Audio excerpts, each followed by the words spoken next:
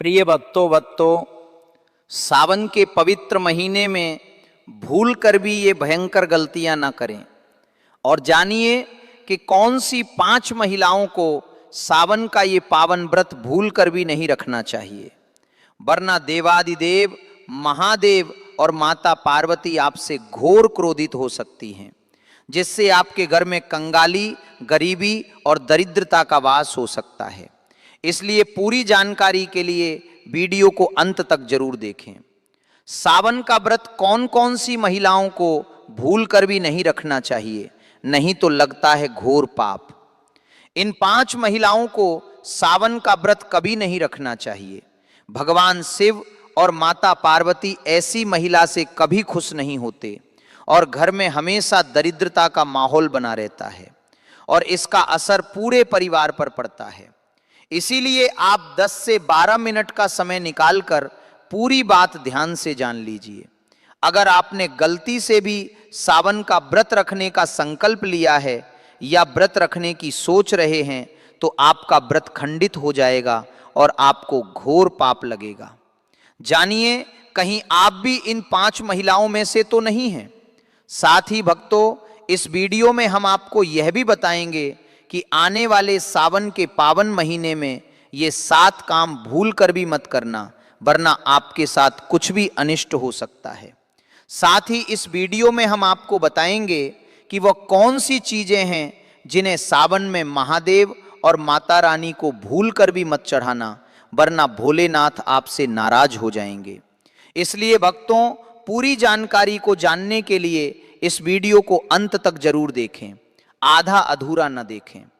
कई लोग होते हैं जो वीडियो को बीच बीच से देखते हैं, काट काट कर देखते हैं और फिर ऐसे व्यक्ति को जीवन में कभी सफलता हासिल नहीं होती। इसलिए आप वीडियो को पूरा ही देखें। दोस्तों, आप सभी को बताना चाहूँगा कि साल 2026 में सावन का पवित्र महीना पूरे 30 दिनों का रहने वाला है। इन 30 दिनों और पूरे महीने में हमें क्या करना है, यह संपूर्ण जानकारी आज की इस वीडियो में आपको धर्म साधना टीवी पर बताऊंगा। इससे पहले हम सभी जान लेते हैं कि सावन कब प्रारंभ हो रहा है और कब इसका समापन होगा, सही डेट और टाइमिंग के बारे में, साथ ही शुभ मुहूर्त भी आप सभी को बता देता हूं। तो देखिए, सावन के पूरे 30 दिन गंगा जल की हर एक बूंद की तरह पवित्र माने जाते हैं। यह शुभ समय भक्तों के जीवन में खुशियों की सौगात लेकर आता है और आपको बताना चाहूंगा कि इस साल सावन में महादेव की असीम कृपा बरसने वाली है। शास्त्रों में वर्णित है कि सावन के महीने में शिव पार्वती की पूजा अर्चना करने से जीवन सुखमय बना रहता है और भक्ति का भरपूर लाभ भक्तजनों को मिल पाता है। वर्ष 2026 में सावन मास की शुरुआत 30 जुलाई 2026 दिन गुरुवार से हो रही है और सावन का समापन 28 अगस्त 2026 दिन शुक्रवार को होगा। इस बार सावन के प्रमुख सोमवार की तारीखें भी नोट कर लीजिए।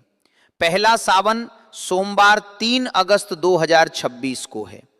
दूसरा सावन सोमवार 10 अगस्त 2026 को है और तीसरा सावन सोमवार 17 अगस्त 2026 को पड़ेगा।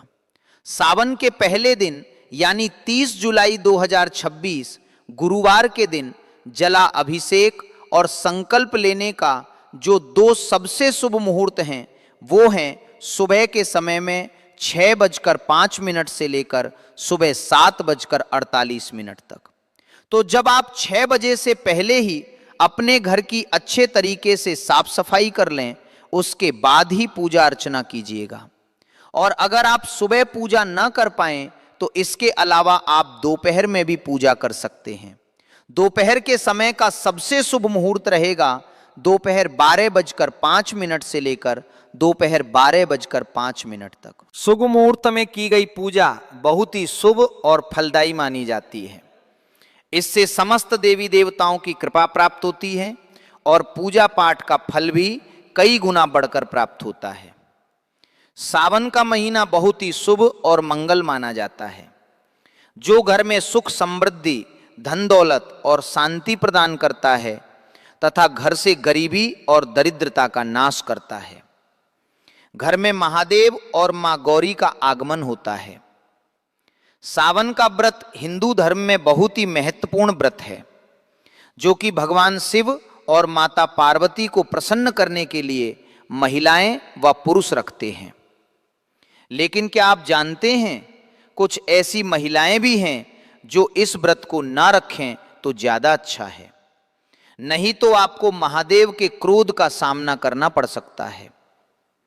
मान्यताओं के अनुसार आज हम जिन महिलाओं के बारे में बात करने वाले हैं, उन्हें सावन के व्रत से हमेशा दूर रहना चाहिए, नहीं तो आपके साथ बुरा हो सकता है।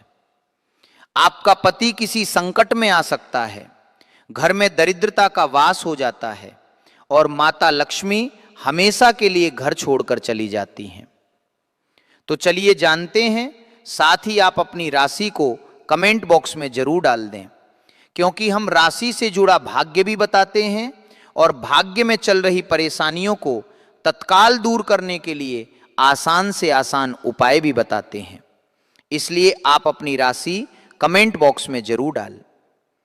चलिए भक्तों, अब हम विस्तृत रूप से जान लेते हैं कि वे कौन सी 5 मुख्य महिलाएं हैं जिन्हें सावन का यह पावन व्रत भूल कर भी नहीं रखना चाहिए, वरना जीवन भर केवल पछतावा ही हाथ लगता है।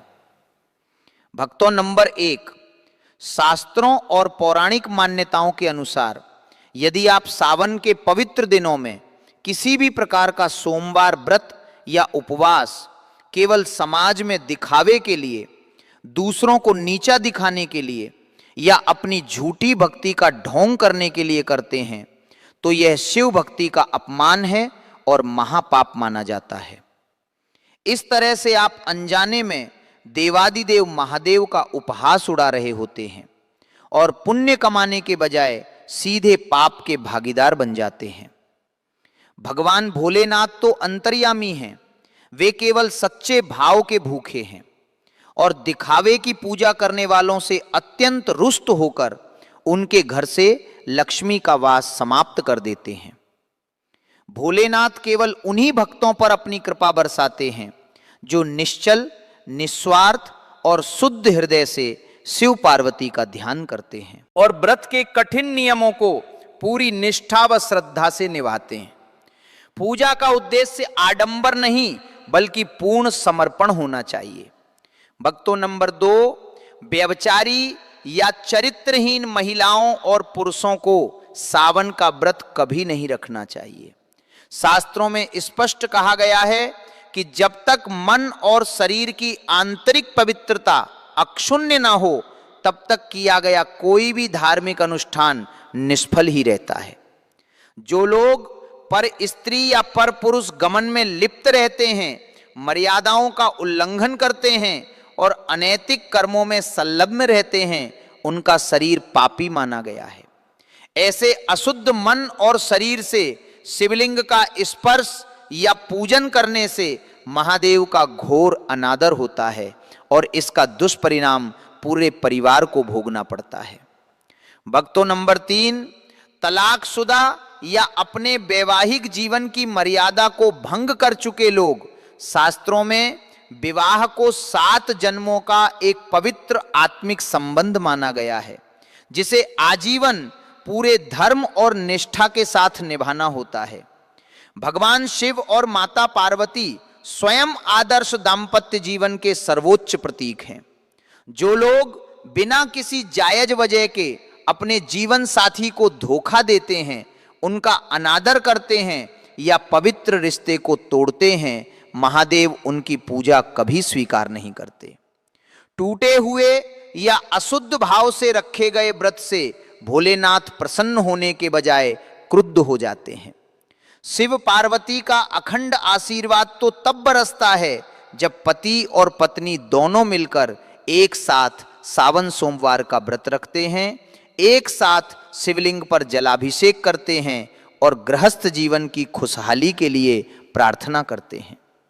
ऐसी जोड़ी पर माता पार्वती अपना अखंड सौभाग्य का वरदान बरसाती हैं और उनके घर में कभी किसी चीज की कमी नहीं होने देती।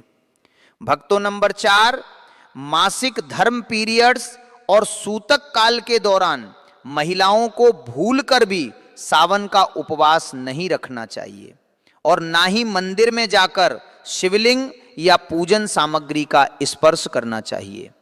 सनातन परंपरा में मासिक धर्म के दौरान स्त्रियों के शरीर में ऊर्जा का स्तर अलग होता है और उस समय शरीर को विश्राम की आवश्यकता होती है। यदि व्रत के बीच में ही अचानक मासिक धर्म शुरू हो जाए तो परेशान होने की आवश्यकता नहीं है। आप व्रत के नियमों का पालन खान पान में जारी रख सकती हैं, परंतु शारीरिक रूप से पूजा पाठ न करके दूर से ही मन धे नमः शिवाय का मानसिक जाप कर सकती हैं। इसी प्रकार यदि आपके घर में हाल ही में किसी बच्चे का जन्म हुआ हो या किसी का निधन हुआ हो तो सूतक या पातक काल में भी सावन का व्रत रखने की मनाही होती है, क्योंकि इस अवधि में भी देव पूजन पूरी तरह वर्जित माना गया है। भक्तों, नंबर 5, जो महिलाएं या पुरुष स्वभाव से अत्यधिक क्रोधी हैं, जिनकी जुबान पर बात पर गालियां, कड़वे शब्द और दूसरों के लिए बद्दुआएं रहती हैं, उन्हें सावन का व्रत रखने से पहले अपने आचरण को शुद्ध करना चाहिए। यदि आप एक तरफ शिवजी के नाम का उपवास रख रहे हैं और दूसरी तरफ अपने मुख से दूसरों को नीचा दिखाने वाले, दिल दुखाने वाले या गाली गलौज भरे शब्द निकाल रहे हैं तो आपकी संपूर्ण पूजा नष्ट हो जाती है।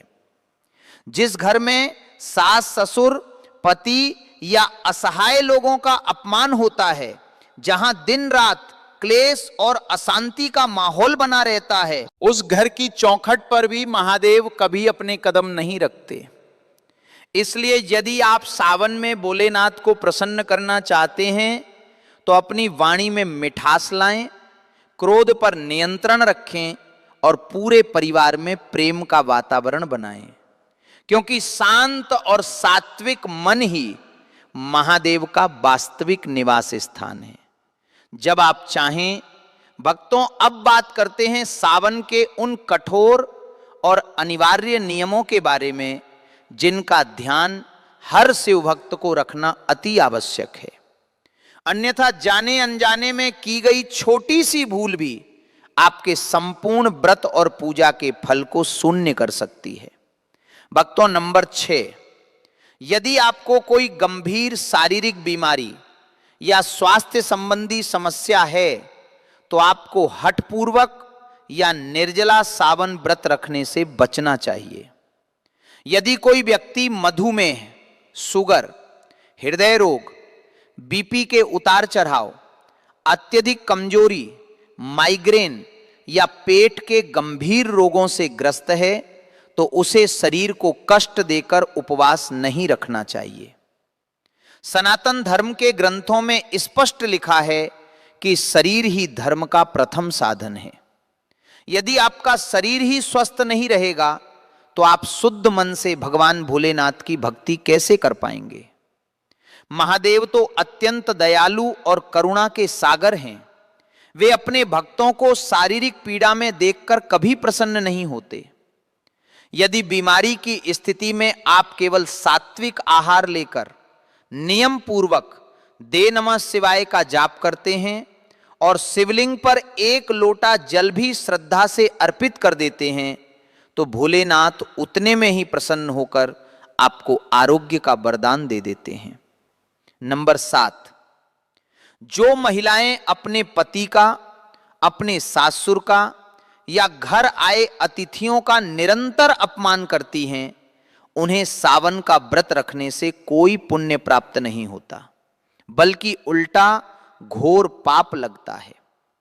शास्त्रों में पति को परमेश्वर का रूप और सासुर को माता पिता तुल्य दर्जा दिया गया है।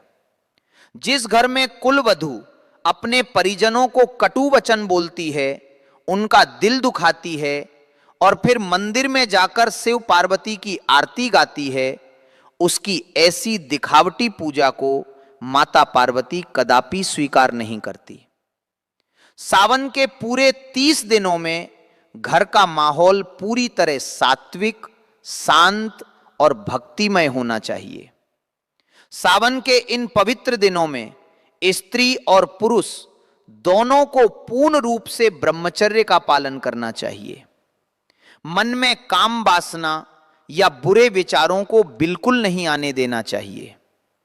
इसके साथ ही सावन में काले रंग के वस्त्र पहनने से पूरी तरह परहेज करना चाहिए, क्योंकि काले रंग को नकारात्मक ऊर्जा, शनि राहु के प्रभाव और शोक का प्रतीक माना गया है। शिव पूजा में हरा, लाल, पीला, नारंगी या सफेद रंग के वस्त्र धारण करना अत्यंत शुभ और फलदायी होता है। व्रत रखने वाले श्रद्धालुओं को सावन के दिनों में दोपहर के समय सोने से बचना चाहिए, क्योंकि दिन में सोने से शरीर में आलस्य और तमोगुण बढ़ता है, जिससे व्रत का प्रभाव क्षीण हो जाता है।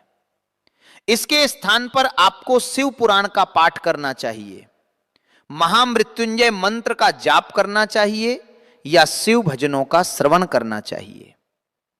अब आइए विस्तार से जानते हैं कि सावन के इस पावन महीने में शिवलिंग पर कौन कौन सी वस्तुएं भूल कर भी अर्पित नहीं करनी चाहिए, क्योंकि इन वस्तुओं को चढ़ाने से महादेव अत्यंत रुष्ट हो जाते हैं। भक्तों, नंबर 1, तुलसी के पत्ते।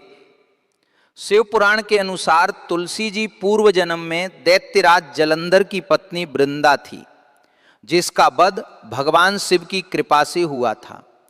इसलिए वृंदा ने शिव जी की पूजा में अपने पत्रों का प्रयोग वर्जित कर दिया था। यदि आप गलती से भी शिवलिंग पर तुलसी पत्र चढ़ाते हैं तो आपकी पूजा खंडित हो जाती है।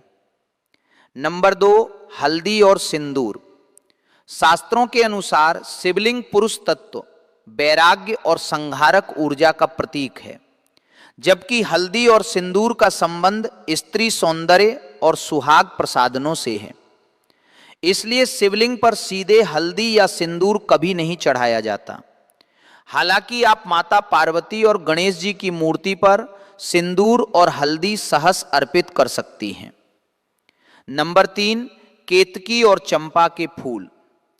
पौराणिक कथा के अनुसार ब्रह्मा जी के एक असत्य का साक्षी बनने के कारण महादेव ने केतकी के पुष्प को अपनी पूजा से सदा के लिए श्रापित और वंचित कर दिया था।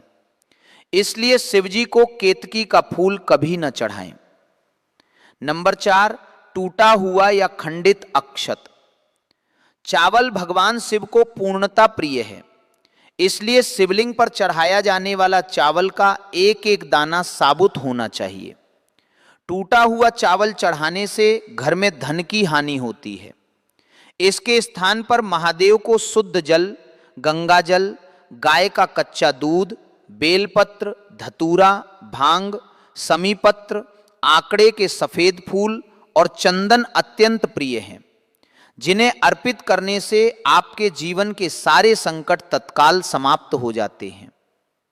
जब आप चाहें भक्तों, अब हम बात करते हैं उन अलौकिक और चमत्कारिक वस्तुओं के बारे में जिन्हें सावन के इस पावन महीने में अपने घर लाना साक्षात महादेव और माता लक्ष्मी की असीम कृपा को आमंत्रित करने जैसा माना गया है।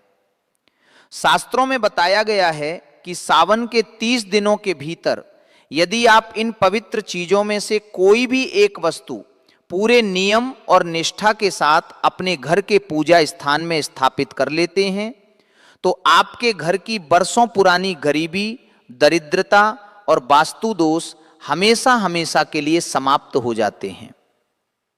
भक्तों, नंबर 1, 16 श्रृंगार का संपूर्ण सामान।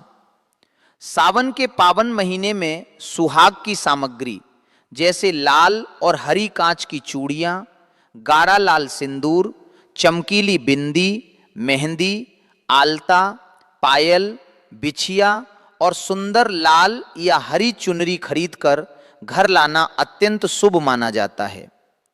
इस सामान को सबसे पहले अपने घर के मंदिर में स्थापित माता पार्वती के चरणों में अर्पित करें और फिर सावन सोमवार के दिन किसी सौभाग्यवती महिला या किसी योग्य ब्राह्मण की पत्नी को आदर पूर्वक दान कर दें।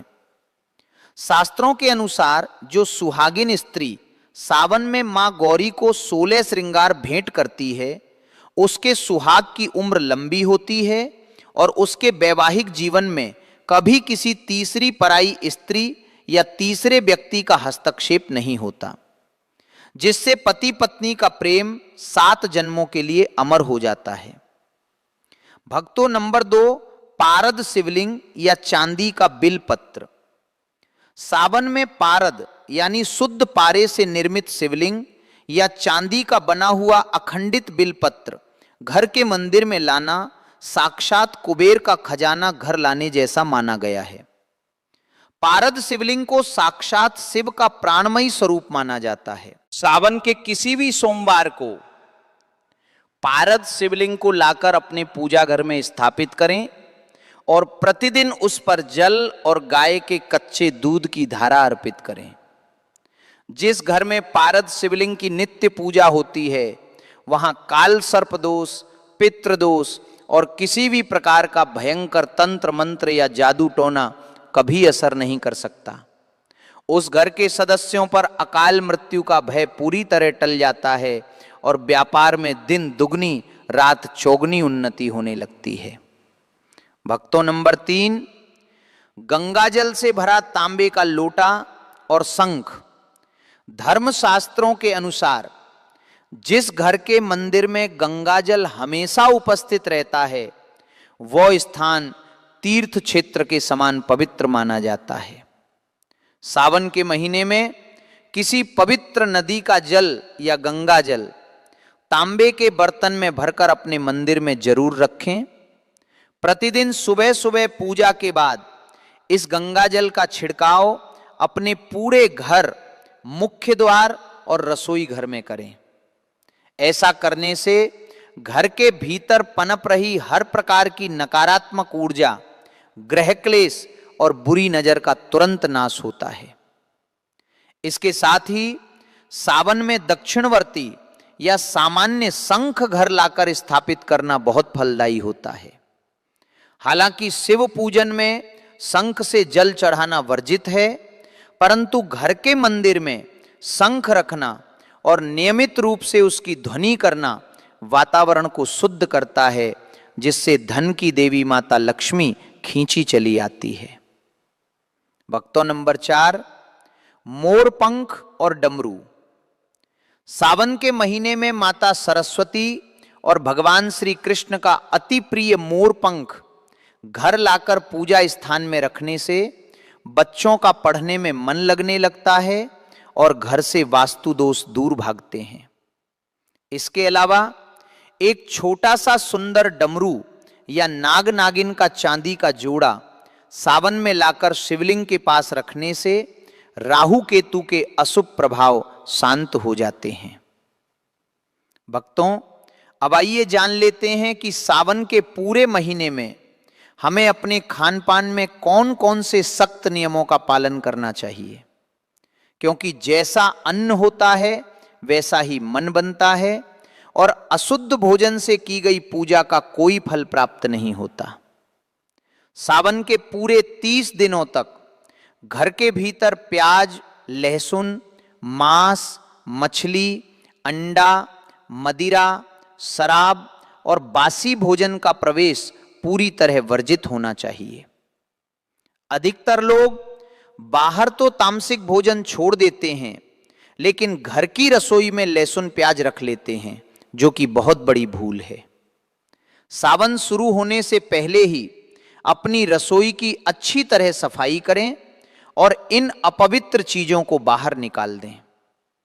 सावन में सब्जियों में बैंगन, मूली और साग खाने से भी शास्त्रों में मना किया गया है, क्योंकि बैंगन को अशुद्ध माना जाता है और उसमें कीड़े होने की संभावना अधिक रहती है। इसके स्थान पर सावन में लौकी, कद्दू, कच्चे केले, अरबी, तुरई, परवल, सेंधा, नमक, दूध, दही, मखाना, साबूदाना, कुट्टू और सिंघाड़े के आटे से बना सात्विक भोजन ही ग्रहण करना चाहिए।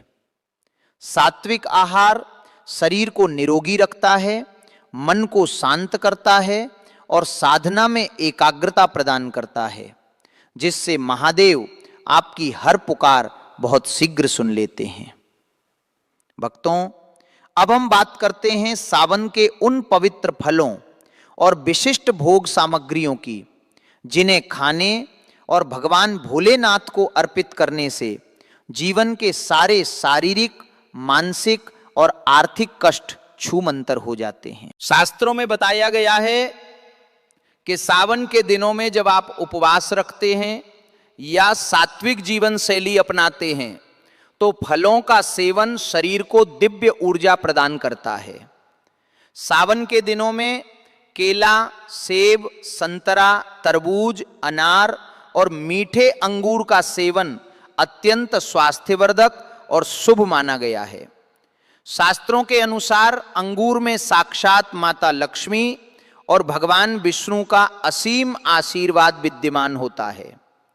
जो साधक सावन के सोमवार व्रत में अंगूर और सेब का दान करता है या प्रसाद रूप में ग्रहण करता है, उसके जीवन से दरिद्रता का नामो निशान मिट जाता है। इसके साथ ही सावन के दिनों में सीताफल यानी शरीफा का घर में प्रवेश होना और उसे प्रसाद रूप में खाना बेहद मंगलकारी माना गया है। पौराणिक मान्यताओं के अनुसार सीताफल में माता सीता और मर्यादा पुरुषोत्तम भगवान श्री राम का आशीर्वाद समाहित होता है। सावन में सीताफल का सेवन करने से शरीर की कम से कम 15 से 20 गंभीर बीमारियां स्वतः ही समाप्त होने लगती हैं और मन में असीम शांति का संचार होता है। सावन सोमवार के दिन भगवान शिव को गन्ने का रस या गन्ने का भोग अवश्य लगाना चाहिए। यदि आपको गन्ना न मिले तो आप गुड़ और भीगी हुई चने की दाल का भोग भी भोलेनाथ को लगा सकते हैं। इसके अलावा 5 अलग अलग रंगों की सात्विक मिठाइयाँ, गाय के दूध से बनी मखाने की खीर और मेवों का भोग सावन में शिव पार्वती को लगाने से तथा बाद में छोटी कन्याओं को वितरित करने से आपके घर के अन्नपूर्णा भंडार हमेशा हमेशा के लिए भरे रहते हैं। सावन के महीने में कन्या पूजन का भी बहुत बड़ा महात्म्य बताया गया है। जो भक्त सावन के किसी भी सोमवार या पूर्णिमा तिथि के दिन 2 वर्ष से लेकर 10 वर्ष तक की नन्ही कन्याओं को आदर पूर्वक अपने घर आमंत्रित करते हैं, उनके चरण स्वच्छ जल या गंगा जल से धोते हैं, उन्हें कुमकुम का तिलक लगाकर आसन पर बिठाते हैं और उन्हें सात्विक खीर पूरी का भोजन कराते हैं। उन पर जगत जननी माता पार्वती और महाकाली की सीधी कृपा बरसती है। भोजन कराने के पश्चात कन्याओं को अपनी सामर्थ्य के अनुसार लाल वस्त्र, हरी कांच की चूड़ियां, श्रृंगार सामग्री और दक्षिणा देकर आशीर्वाद अवश्य लें, क्योंकि इन छोटी बालिकाओं में साक्षात नवदुर्गा और माता गौरी का वास माना जाता है। भक्तों, सावन के दिनों में यदि आपके घर में नकारात्मक ऊर्जा का वास है, रोज रोज पति पत्नी के बीच अकारण झगड़े होते हैं या बच्चों को बार बार किसी की भयंकर बुरी नजर लग जाती है, तो सावन की किसी भी शाम को यह अति अचूक पीली सरसों का चमत्कारी उपाय जरूर करें। सावन की संध्या समय यानी प्रदोष काल में मिट्टी के एक दीपक में शुद्ध देसी घी या सरसों का तेल डालें, उसमें 2 लौंग और थोड़ी सी पीली सरसों के दाने डाल दें। इसके बाद उस दीपक को जलाकर भगवान शिव और माता पार्वती की आरती करें और फिर उस दीपक का धुआं और प्रकाश अपने पूरे घर के एक एक कोने में, बालकनी में और मुख्य द्वार पर दिखाएं। इस उपाय से घर में छिपी हुई हर तरह की भयंकर नकारात्मकता, वास्तुदोष और तंत्र मंत्र का प्रभाव तुरंत भस्म हो जाता है और घर के भीतर केवल और केवल सकारात्मक ऊर्जा का प्रवाह होने लगता है। इसके अतिरिक्त यदि आपके पति का व्यापार बहुत समय से घाटे में चल रहा है या नौकरी में तरक्की नहीं मिल पा रही है, तो सावन सोमवार के दिन 27 हरे पान के पत्ते लें, उन पर चंदन से ते नमः शिवाय लिखें और लाल धागे में उनकी एक सुंदर माला बनाकर शिवलिंग पर अर्पित कर दें। जब आपकी मन्नत पूरी हो जाए तो उस माला को बहते जल में प्रवाहित कर दें। यह छोटा सा उपाय बंद पड़े व्यापार के ताले खोल देता है और धन आगमन के नए नए रास्ते बना देता है। भक्तों, सावन के इस पावन महीने में यदि आपके जीवन में किसी भी प्रकार की ग्रहों की पीड़ा चल रही है, राहु केतु आपको निरंतर परेशान कर रहे हैं, या शनि की ढैया और साढ़े साती के कारण आपके बनते हुए काम ऐन वक्त पर बिगड़ जाते हैं, तो सावन का यह अंतिम दिव्य उपाय आपके जीवन की सारी दिशा और दशा बदल सकता है। सावन के किसी भी सोमवार को एक जटा वाला पानीदार नारियल लें, उस नारियल को अपने सिर से 7 बार क्लॉकवाइज सीधे क्रम में घुमाएं और अपनी गोद में रखकर शिवलिंग के समक्ष बैठ जाएं। इसके बाद महादेव के परम सिद्ध महामृत्युंजय मंत्र त्र्यंबकम यजामहे सुगंधिम पुष्टिवर्धनम उर्वक व बंदना मृत्यु मुक्षीय मामृतात का 108 बार श्रद्धा पूर्वक जाप करें। जाप पूर्ण होने के पश्चात उस नारियल को किसी बहती नदी में प्रवाहित कर दें या किसी शिव मंदिर में अर्पित कर दें। इस उपाय से भयंकर ग्रह दोष, अकाल मृत्यु का भय और राहु केतु की मार तुरंत शांत हो जाती है। यदि आपके विवाह में अड़चने आ रही हैं या आपकी उम्र बढ़ती जा रही है और योग्य जीवन साथी नहीं मिल पा रहा है, तो सावन में एक साबुत सुपारी लें, उसके चारों तरफ गाढ़ा लाल सिंदूर लगाएं, उसे पीले सूती कपड़े में बांधकर माता पार्वती के चरणों में रख दें और शीघ्र विवाह की प्रार्थना करें। कुछ ही हफ्तों में आपके विवाह के पक्के योग बन जाएंगे। भक्तों, यदि आप अपनी किसी विशेष मनोकामना को अति शीघ्र पूरा करवाना चाहते हैं, तो अपनी उम्र के बराबर, जैसे यदि आपकी उम्र 30 वर्ष है तो 30 साबुत लौंग लें, उन्हें काले या लाल धागे में पिरोकर एक माला बनाएं और सावन के सोमवार को शिवलिंग पर पहना दें। इस उपाय से आपके अटके हुए सारे सरकारी व निजी काम पल भर में बन जाते हैं और कोर्ट कचहरी के मुकदमों में भी विजय प्राप्त होती है।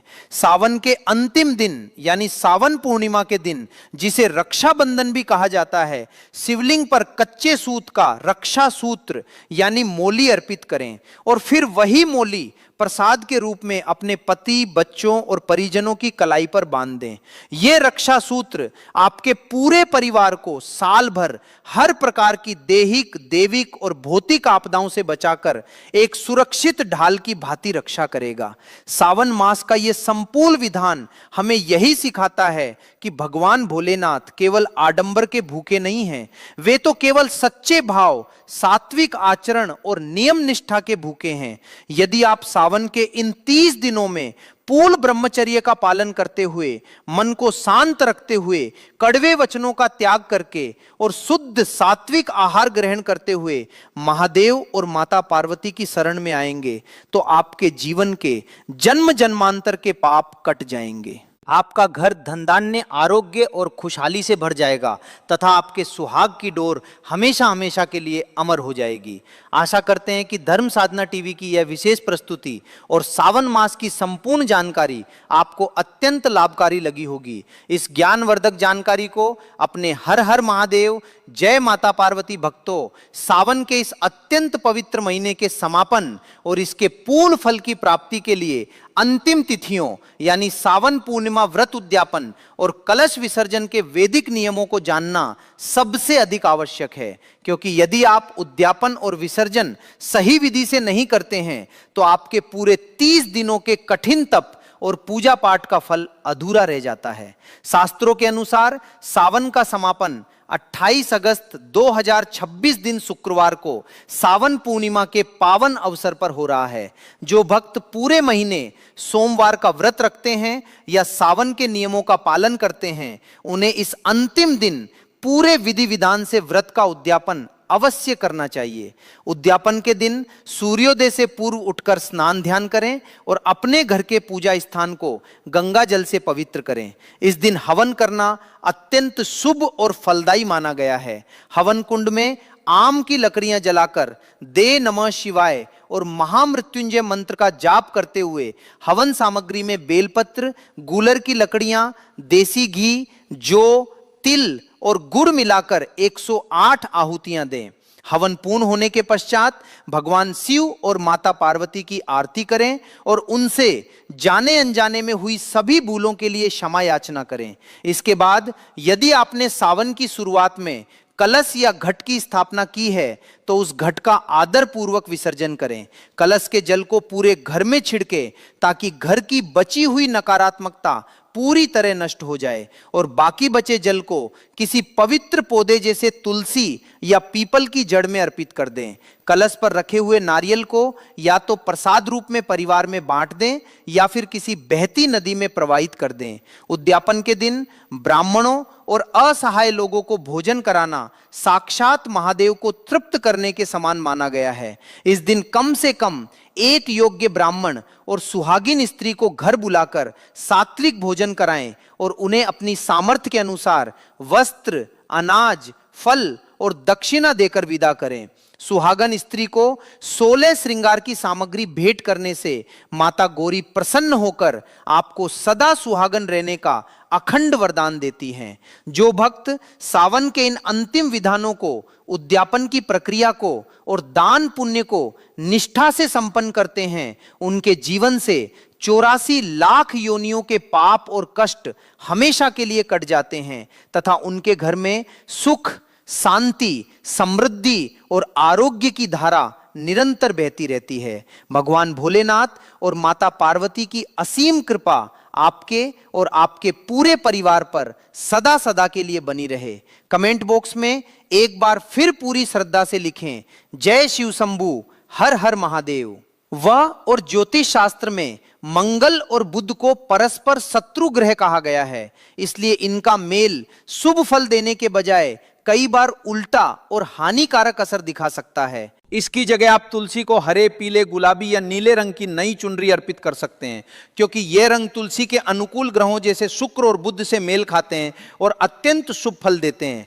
कभी भी फटी, पुरानी या मेली चुनरी तुलसी को ना बांधें, हमेशा साफ सुथरी और नई चुनरी ही अर्पित करें। और यदि आप पूछे कि चुनरी बदलने का सबसे उत्तम दिन कौन सा है, तो एकादशी तिथि इसके लिए सर्वोत्तम मानी जाती है। किसी भी एकादशी पर नई चुनरी लाकर तुलसी माता को अर्पित करने से कई गुना अधिक पुण्य फल की प्राप्ति होती है। इसके अलावा तुलसी के पौधे के पास कभी भी जूते, चप्पल, झाड़ू, पोछा या गंदे बर्तन नहीं रखने चाहिए और दीपक जलाने के बाद बुझा हुआ दिया वहीं छोड़ना भी अशुभ माना जाता है। तुलसी के आसपास हमेशा साफ सफाई रखनी चाहिए। वहां कभी भी गीले कपड़े सुखाने के लिए नहीं टांगने चाहिए, क्योंकि कपड़ों से टपकने वाला गंदा पानी जड़ों पर गिर सकता है, जो घोर अशुभ है। तुलसी के गमले में भूल कर भी शिवलिंग या गणेश जी की प्रतिमा नहीं रखनी चाहिए और ना ही उसी गमले में कोई अन्य कांटेदार पौधा या नागफनी जैसे पौधे लगाने चाहिए, क्योंकि ऐसे पौधे सकारात्मक ऊर्जा को नष्ट करते हैं। इसके विपरीत तुलसी के पास केले का पेड़ लगाना अत्यंत शुभ होता है, क्योंकि केले में स्वयं भगवान विष्णु का वास माना जाता है और जहां तुलसी और केले का मिलन होता है वहां मां लक्ष्मी स्वतः चली आती हैं। घर में तुलसी का पौधा कभी सूखना नहीं चाहिए, क्योंकि सूखी तुलसी आने वाले किसी बड़े संकट या विपत्ति का संकेत होती है। इसलिए उसकी नियमित देखभाल करें, जरूरत पड़ने पर नया पौधा लगाएं। और यदि तुलसी के गमले में खुद ब खुद नए छोटे पौधे उगने लगे तो यह इस बात का महाशुभ संकेत है कि आपके घर में साक्षात मां लक्ष्मी का आगमन होने वाला है। तुलसी सेवा केवल महिलाओं का ही नहीं, बल्कि घर के सभी पुरुष सदस्यों और बच्चों का भी कर्तव्य है, ताकि पूरे परिवार में संस्कार और समृद्धि बनी रहे। और यदि आप तुलसी के साथ साथ शालिग्राम जी को भी स्थापित करके उनकी नियमित पूजा करते हैं तो आपकी समस्त आर्थिक परेशानियां सदा के लिए समाप्त हो जाती हैं। प्रार्थना टीवी के इस पावन और विस्तृत संदेश को अपने सभी प्रियजनों के साथ शेयर करें और कमेंट बॉक्स में हर हर महादेव लिखकर अपनी अटूट श्रद्धा का परिचय दें, ताकि महालक्ष्मी और तुलसी महारानी की कृपा आपके पूरे परिवार पर सदैव अक्षुण्ण बनी रहे। भक्तों, शालिग्राम जी और तुलसी माता का ये अलौकिक संबंध केवल एक सामान्य परंपरा या मान्यता मात्र नहीं है, बल्कि इसके पीछे हमारे महान सनातन धर्म की एक अत्यंत गूढ़, प्रामाणिक और सुंदर पौराणिक गाथा छिपी हुई है, जिसे जानना प्रत्येक शिव भक्त और तुलसी प्रेमी के लिए परम आवश्यक है। पौराणिक काल की वो कथा याद कीजिए जब माता तुलसी अपने पूर्व जन्म में माता वृंदा के रूप में प्रकट हुई थी और उनका विवाह जलंधर नाम के दैत्यराज से हुआ था। माता वृंदा का पतिव्रता धर्म इतना कठोर, दिव्य और अखंड था कि जब तक वे अपने पति के लिए अनुष्ठान और साधना में लीन रहती थी, तब तक तीनों लोकों में देवराज इंद्र से लेकर कोई भी शक्ति जलंधर का वध नहीं कर सकती थी। जलंधर के अत्याचार जब पराकाष्ठा पर पहुंच गए और देवताओं का अस्तित्व संकट में आ गया, तब जगतपति भगवान श्री हरि विष्णु को देवताओं की रक्षा हेतु और सृष्टि का संतुलन बनाए रखने के लिए एक लीला रचनी पड़ी। जब भगवान विष्णु ने वृंदा के पतिव्रत धर्म की मर्यादा में विघ्न डालकर जलंधर का अंत सुनिश्चित किया, तब वृंदा को इस बात का ज्ञान हुआ। अपने अनन्य सतीत्व पर आघात देखकर, क्रोध और दुख से व्याकुल होकर माता वृंदा ने भगवान श्री हरि विष्णु को पाषाण यानी पत्थर हो जाने का श्राप दे दिया। भगवान विष्णु जो अपने भक्तों की हर बात और हर भाव का आदर करते हैं, उन्होंने सहर्ष अपनी परम भक्त वृंदा के श्राप को स्वीकार किया और वे गंडकी नदी के तट पर काले रंग के पाषाण स्वरूप में परिवर्तित हो गए, जिन्हें आज हम अत्यंत श्रद्धा और भक्ति के साथ शालिग्राम जी के नाम से पूजते हैं। परंतु भक्तों, जब भगवान ने वो श्राप स्वीकार किया, तब माता वृंदा की भक्ति और उनके सतीत्व की पवित्रता को अमर करने के लिए भगवान नारायण ने उन्हें वरदान दिया कि हे वृंदा, तुम अपने अगले जन्म में तुलसी के पौधे के रूप में प्रकट होगी और तुम्हारी पत्तियां सदैव मेरे शीश पर शोभा पाएंगी। मेरे रूप यानी शालिग्राम जी की पूजा तब तक अधूरी, निष्फल और अपूर्ण मानी जाएगी जब तक उसमें तुम्हारा दल यानी तुलसी पत्र समर्पित ना किया जाए। जो भी मनुष्य शालिग्राम जी के साथ तुम्हारी सेवा करेगा, उसके जीवन से दरिद्रता, पाप और दुखों का हमेशा के लिए नाश हो जाएगा। यही कारण है भक्तों कि आज भी जब तुलसी जी के गमले में या पूजन स्थान पर गंडकी नदी से प्राप्त प्राकृतिक स्वयंभू शालिग्राम जी को स्थापित किया जाता है, तो वहां साक्षात बैकुंठ धाम जैसा वातावरण निर्मित हो जाता है। शालिग्राम जी की स्थापना की सबसे अद्भुत बात यह है कि इन्हें किसी मंदिर की भांति मंत्रों से प्राण प्रतिष्ठा की आवश्यकता नहीं होती। यह स्वयं सिद्ध, सर्वशक्तिमान और भगवान विष्णु के साक्षात निराकार साकार स्वरूप माने जाते हैं। जिन घरों में तुलसी महारानी के क्यारे के पास शालिग्राम जी की नियमित रूप से चरणामृत बनाकर पूजा की जाती है, वहां कभी अकाल मृत्यु का भय नहीं रहता। वहां वास्तु के बड़े से बड़े दोष स्वतः समाप्त हो जाते हैं और उस घर में आने वाली 7 पीढ़ियों तक अन्न, धन और यश की कभी कोई कमी नहीं होती। इसके साथ ही सावन के इस पावन महीने में तुलसी पूजन के साथ साथ संध्याकालीन दीपदान का भी एक अत्यंत विशिष्ट और दुर्लभ महात्म शास्त्रों में बताया गया है, जिसे आज के समय में बहुत से लोग आधा अधूरा ही जानते हैं। अक्सर देखने में आता है कि लोग शाम के समय तुलसी जी के पास एक दीपक जलाकर रख देते हैं, लेकिन उसका सही समय, दिशा और बाती का विधान भूल जाते हैं। भक्तों, ध्यान से सुनिए। सावन में प्रतिदिन सायंकाल यानी गोधूली बेला के समय, जब दिन और रात का मिलन हो रहा होता है, ठीक उसी समय तुलसी जी के पास दीपक जलाना सबसे अधिक शुभ फलदायी माना जाता है।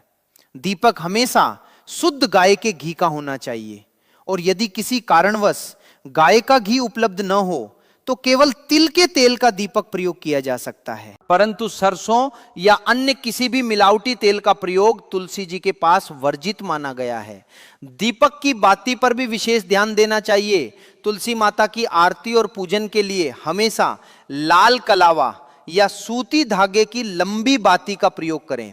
जब आप संध्या के समय तुलसी जी के नीचे दीपक प्रज्वलित करें, तो उस दीपक के नीचे थोड़े से अक्षत, साबुत बिना टूटे हुए चावल या थोड़े से तिल की ढेरी अवश्य रख दें।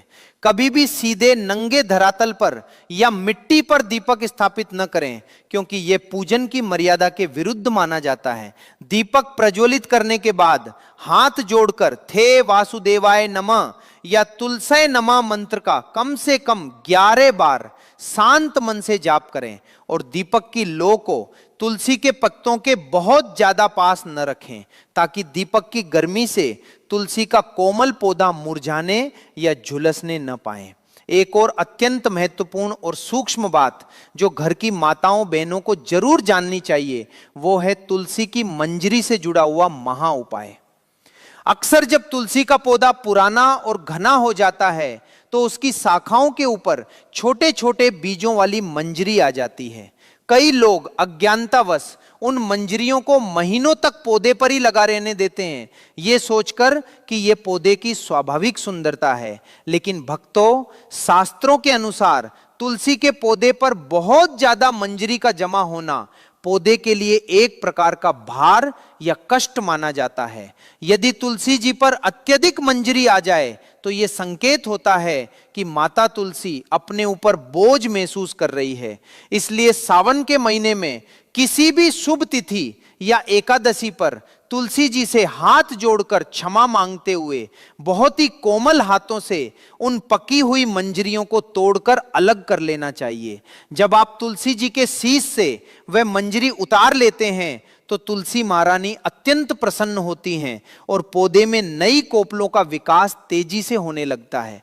परंतु सवाल यह उठता है कि उस तोड़ी हुई मंजरी का क्या किया जाए।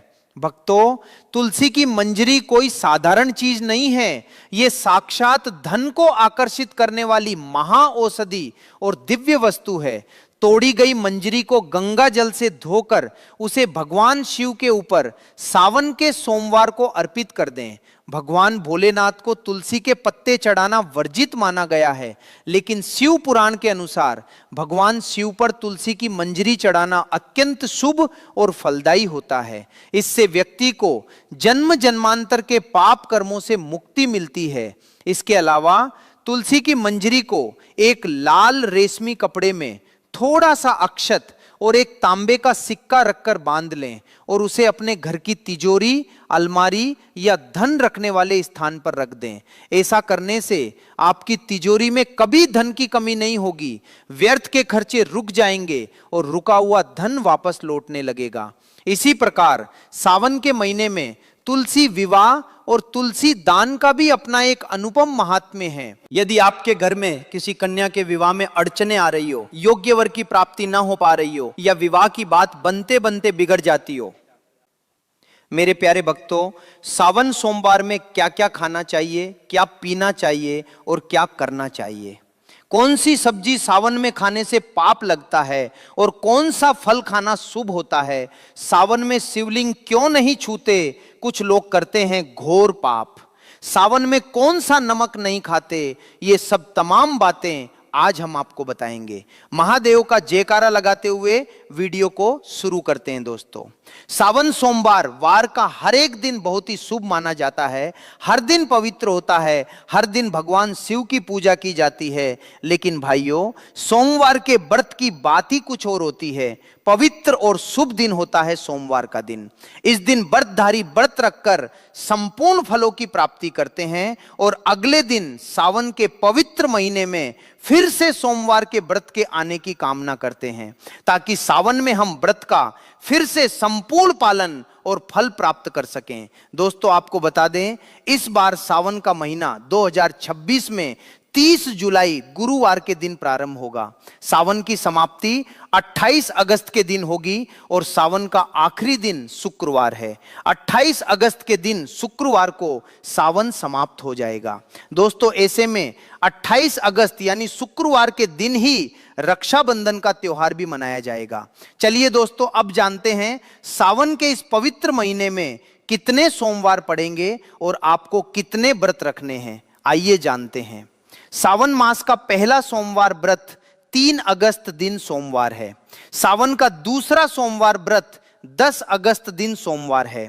तीसरा सोमवार व्रत 17 अगस्त। सावन का पवित्र चौथा व्रत 24 अगस्त के दिन पड़ेगा और 28 अगस्त को शुक्रवार के दिन ही रक्षाबंधन के संपूर्ण होने के साथ सावन समाप्त हो जाएगा।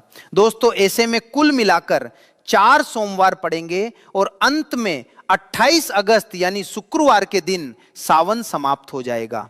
दोस्तों, ऐसे में हम जानते हैं सावन के इस पवित्र महीने में कौन सा पाप या गलती नहीं करनी चाहिए जिससे कि शिव नाराज न हो। और सावन व्रत में ये सब्जियां और फल तो कभी मत खाना, नहीं तो भगवान भोले बाबा आपसे क्रोधित हो सकते हैं, आपका व्रत भी टूट सकता है। आइए जानते हैं कुछ ऐसी सावधानियां जिन्हें भूल कर भी नहीं करना चाहिए। व्रत के दौरान सावधानियां और नियम। दोस्तों, नंबर 1, शास्त्रों में कहा गया है कि व्रतधारी को उधार मांगकर सब्जियां फल आदि नहीं खाने चाहिए, इससे पाप लगता है और व्रत अधूरा रह जाता है। सोमवार का व्रत हो या कोई भी व्रत क्यों न हो, पड़ोसियों से मांगकर भी व्रत आदि में फल वगैरह नहीं खाने चाहिए। व्रत में उधार मांगकर खाने से व्यक्ति का व्रत झूठा हो जाता है। ईश्वर की शरण में आने पर व्यक्ति को झूठ नहीं बोलना चाहिए, कर्ज नहीं लेना चाहिए, चुगली आदि नहीं करनी चाहिए, उधार मांगकर भी नहीं खाना चाहिए। अगर आपको कोई अपनी मर्जी से खाने के लिए व्रत में कुछ देता है तो उसे आप खा सकते हैं, लेकिन व्रत में कम से कम उधार मांगकर फल आदि नहीं खाना चाहिए, इससे पाप लगता है और व्यक्ति की पवित्रता भंग हो जाती है। दोस्तों, नंबर 2, सोमवार का व्रत हो या सावन का व्रत, आपको नाशपाती नहीं खाना चाहिए। दरअसल इस फल का नाम नाश यानी नाश करने वाला होता है, इसीलिए इस फल को व्रत में नहीं खाना चाहिए। यह व्रत आदि को छोड़कर किसी और दिन आप कभी भी खा सकते हैं, लेकिन अगर जिस दिन आपका व्रत हो उस दिन नाशपाती का सेवन नहीं करना चाहिए। भगवान को भी नाशपाती नहीं चढ़ानी चाहिए। दोस्तों, नंबर 3, कुट्टू या सिंगाड़े का आटा खाने से भी आपका व्रत टूट सकता है। आपको बता दें, लंबे समय से रखा हुआ आटा आपका व्रत भंग कर सकता है। दरअसल पुराने आटे में घुन आदि कीड़े पड़ जाते हैं जो ठीक तरह से दिखाई भी नहीं देते। ऐसा आटा खाने पर दरअसल आप मांस का सेवन करते हैं और व्रत में कीड़े खाना घोर पाप के बराबर माना गया है और आपका व्रत भी भंग हो जाता है। व्रत में ताजा आटा खाना चाहिए। लंबे समय से रखे हुए आटे में कीड़े पड़ जाते हैं, ऐसा कभी ना करें। व्रत हमेशा शुद्धता में ही रखना चाहिए। सावन का महीना बड़ा ही पवित्र महीना माना गया है, इसीलिए ये 5 चीजें भगवान शंकर के पास कभी न रखें। तो चलिए जानते हैं शिवलिंग और मंदिर से जुड़े महत्वपूर्ण नियम। दोस्तों, नंबर 1, जहां रखा हो शिवलिंग या महादेव की कोई भी प्रतिमा तो वहां पर भूल कर भी चप्पल जूते लेकर नहीं जाना चाहिए। जरा सोचिए, जब आपके कमरे में कोई चप्पल लेकर प्रवेश करता है तो आपको कितना क्रोध आता है और इसी कारण महादेव भी आपसे नाराज हो जाते हैं और आपको मिलने वाला फल नष्ट हो जाता है। ऐसे में मंदिर में नंगे पांव ही प्रवेश करना चाहिए, क्योंकि चमड़े की चप्पल हमेशा अशुद्ध रहती है, इससे देव शक्तियां नाराज होती हैं। दोस्तों, नंबर 2, अक्सर महिलाओं को मासिक धर्म आ जाता है और वो बिना किसी को बताए पूजा पाठ कर लेती हैं, जो कि शास्त्रों में वर्जित माना गया है। इस समय महिलाओं को जानकर भी अनजान नहीं बनना चाहिए। अगर आपको मासिक धर्म है तो घर के बने मंदिर में या बाहर बने मंदिर में कभी प्रवेश नहीं करना चाहिए, इससे देव शक्तियां नाराज होकर आपसे क्रोधित हो सकती हैं। ऐसे समय में शिवलिंग को छूना घोर पाप के बराबर माना गया है। जरा सोचिए, ऐसी अवस्था में जब महिला को बुरा लगता है तो ईश्वर को कितना बुरा लगेगा। इसीलिए महिलाओं को ऐसी अवस्था में मंदिर यात्रा, घर में पूजा पाठ, भगवान की प्रतिमा को छूना या तुलसी में पानी भी नहीं डालना चाहिए। तुलसी का पौधा भी सूख जाता है। जब देव शक्तियां नाराज होती हैं तो लाजमी है कि घर में कंगाली, गरीबी और लड़ाई झगड़े होने लगते हैं। ऐसा कभी मत करना। दोस्तों, नंबर 3, शास्त्रों में बताया गया है कि जहां होता है शिवलिंग तो वहां पर सभी शक्तियां सक्रिय रहती हैं। अगर घर में होता है शिवलिंग तो वो व्यक्ति महादेव की कृपा सदैव पा लेता है। वास्तु शास्त्र के अनुसार शिवलिंग से हर वक्त ऊर्जा का संचार होता रहता है, इसीलिए शिवलिंग पर जलधारा हमेशा होनी चाहिए।